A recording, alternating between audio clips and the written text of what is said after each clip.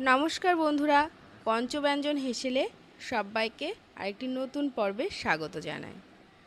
আজকের রেসিপি হলো chocolate pancake. তার জন্য নিয়ে নিয়েছি একটু ঈষৎ উষ্ণ জল আর ডিম, চিনি নিয়ে নিয়েছি, চিনির গুঁড়োও তোমরা ইউজ করতে পারো, তার সঙ্গে বেকিং পাউডার, আর তার সঙ্গে নিয়েছি খানিকটা চকো পাউডার আর ময়দা। এখানে আমি ডিমটাকে ফেটিয়ে নেব আগে। নেওয়ার পরে এর সঙ্গে বাকি উপকরণগুলোকে আমি অ্যাড করব। তো আমি আগে ডিমটাকে ভালো করে ফেটিয়ে নিই। ডিমটাকে ভালো করে ফেটিয়ে নিয়ে এর মধ্যে সামান্য আমি অ্যাড করব জল, একেবারেই সামান্য, এই 1 থেকে 2 চামচ মতন। হ্যাঁ, দেখো ডিমটাকে কিন্তু আমার ভালো করে ফেটানো হয়ে গেছে। এখানে তোমরা ইচ্ছা করলে গুঁড়ো চিনিটাও কিন্তু ব্যবহার করতে পারো। আমি এখানে নর্মাল চিনিটা ব্যবহার করেছি, এই কারণে এই চিনিটার দানাটা খুবই সরু, তার জন্য আমি এটাকে এমনি নর্মালভাবে ব্যবহার করলাম। আর চিনিটাকে গুঁড়ো করেও তোমরা ব্যবহার করতে পারো, তাড়াতাড়ি থাকলে সেটাতেও খুব সুবিধা হয়। এবার এর মধ্যে আমি ময়দাটাকে আস্তে আস্তে অ্যাড করব পুরোটা। এখানে চিনির পরিমাণ মোটামুটি 5 থেকে 6 চামচ মতন টেবিল স্পুন, আর ময়দার পরিমাণ মোটামুটি ওই 5 থেকে 7 টেবিল স্পুন। তো মিষ্টিটা যে যার মতন তোমরা ব্যবহার করবে প্রত্যেকের রুচি হিসেবে। আমার মেয়ে বেসিক্যালি মিষ্টিটা খুব বেশি মিষ্টি পছন্দ করে না, তো মেয়ের জন্য স্কুল টিফিন করছি এটা, তো ভাবলাম যে তোমাদের সঙ্গে একটু শেয়ার করি। এবার এটাকে ভালো করে আমি ফেটিয়ে নিয়ে আমি এর মধ্যে লাস্টে অ্যাড করব চকো পাউডারটাকে। আর আজকের প্যানকেকটা কিন্তু আমি করব একটুখানি অন্যভাবে বলতে আমি আজকে ফ্রাই প্যানে কিন্তু প্যানকেকটা করব না, আমি করব ইডলি বা যে পিঠের সরা পাওয়া যায় সেই সরার পিঠেতে। আর তার সঙ্গে দিয়ে দিলাম সামান্য একটু ভ্যানিলা এসেন্স, যাতে ডিমের গন্ধটা কেটে যায়। এইবার বাকি উপকরণগুলোকে দিয়ে আর একবার বেশ ভালো করে আমি মিশিয়ে নেব। আর যাদের ঘরে বেকিং পাউডার মানে সবসময় অ্যাভেলেবেল থাকে না, তারা ইস্ট বা ইনো দিয়েও কিন্তু এই রেসিপিটা করে দেখতে পারো। আর বাচ্চাদের এরকম সকালবেলায় এরকম একটা রেসিপি পেলে কিন্তু বাচ্চাদের মনটা কিন্তু বেশ ভালোই খুশি হয়ে যায়, কারণ ওরা তো চকলেট খেতে ভীষণ ভালোবাসে। আর সকাল সকাল ওদের মানে সরাসরি চকলেট না দিয়ে এরকম কিছু দিলে মন্দ হয় না। দেখো আমি আজকে ব্রাশ ব্যবহার না করে বেগুনের বোটা দিয়ে আমি তেল ব্রাশটা করছি। এটা না আগেকার দিনের মা ঠাকুমারা ঠিক এরকমভাবেই কিন্তু যখন পিঠে করতো বা এই ধরনের কিছু করতো, তখন কিন্তু ঠিক এইভাবেই ব্রাশ করতো।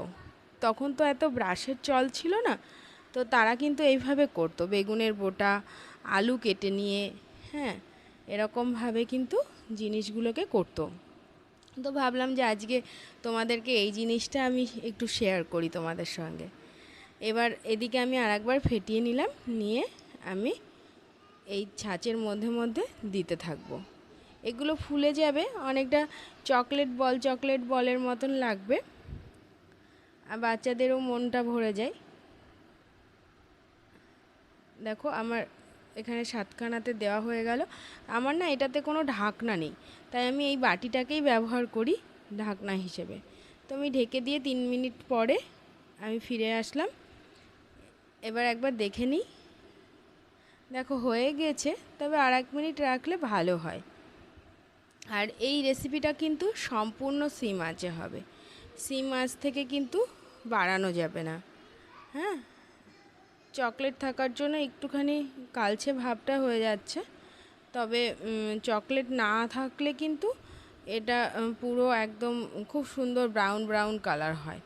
তবে দেখো একদম লেগে থাকছে না, একদম পুরোপুরি হয়ে গেছে। আমি জাস্ট এটাকে একবার উল্টে মানে একটা গরম ভাপটা দেওয়ার জন্য করলাম।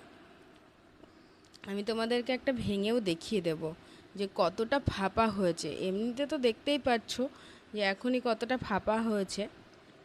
আমি আর এক ছাঁক দিয়ে তোমাদেরকে দেখিয়ে দিচ্ছি কেমন ফাঁপা হয়েছে।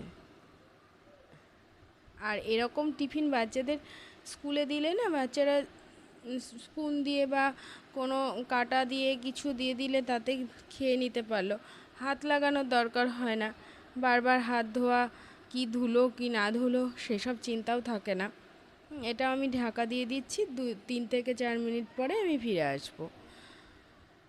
দেখো আমার এবারও কিন্তু হয়ে গেছে। আর পুরোটাই সিম আঁচে করবে, তাপটা বাড়ালেই কিন্তু জিনিসটা ঠিকঠাক হবে না। দেখো কতটা স্পঞ্জি হয়েছে, দেখো।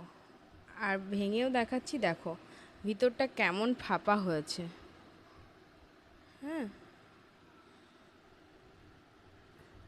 দেখো এটাও আমার, এই ছাকটাও আমার পুরো কমপ্লিট হয়ে গেছে। আমি উল্টে দিচ্ছি। এটা একটু আগে উল্টালাম যেহেতু, সেজন্য এটা কিন্তু এই দিকটা সামান্য সময় রাখতে হবে।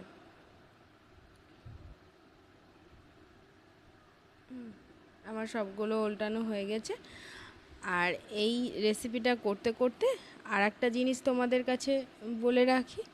তোমাদের কাছে যে অনুরোধটা প্রতিদিন মানে করছি আমি, সেই অনুরোধটাই আর একবার তোমাদেরকে বলছি যে আমার চ্যানেলের রান্নাগুলো যদি তোমাদের পছন্দ হয়ে থাকে তাহলে প্লিজ সাবস্ক্রাইব করে পাশে থেকো। আর পাশে থাকা বেল আইকনটি অবশ্যই প্রেস করো, তাহলে এরকম নিত্য নতুন রেসিপি তোমরা সবার আগে দেখতে পারবে। দেখো আমার এই ছাকটাও হয়ে গেছে।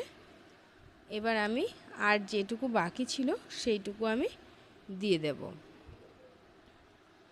এটাতে একটা থেকে একটু বেশি হবে, ওই দুটো মতন হয়ে গেল আর কি। তো এরকম রেসিপি অবশ্যই তোমাদের ঘরেও যারা বাচ্চারা স্কুলে যাবে তাদেরকে করে দিও। আর অবশ্যই করে আমাকে কমেন্ট বক্সে জানিও যে এই রেসিপি তোমাদের কেমন লাগলো। আর মিষ্টির পরিমাণটা তো আগেই বললাম যে তোমাদের কাছে যদি আরেকটু বেশি হলে ভালো লাগে তাহলে অবশ্যই একটু বেশি দিয়ে নিও। তো এই ধরনের প্যানকেকগুলো প্রচণ্ড ফাঁপা ফাঁপা হয়, খেতেও ভীষণ ভালো হয় আর ভীষণ স্পঞ্জি হয়। তোমরা অবশ্যই বাড়িতে একবার ট্রাই করো বন্ধুরা। আর ততক্ষণের জন্য টাটা, বাই বাই। সবাই সুস্থ থেকো, ভালো থেকো। দেখা হচ্ছে আবার খুব শিগগির।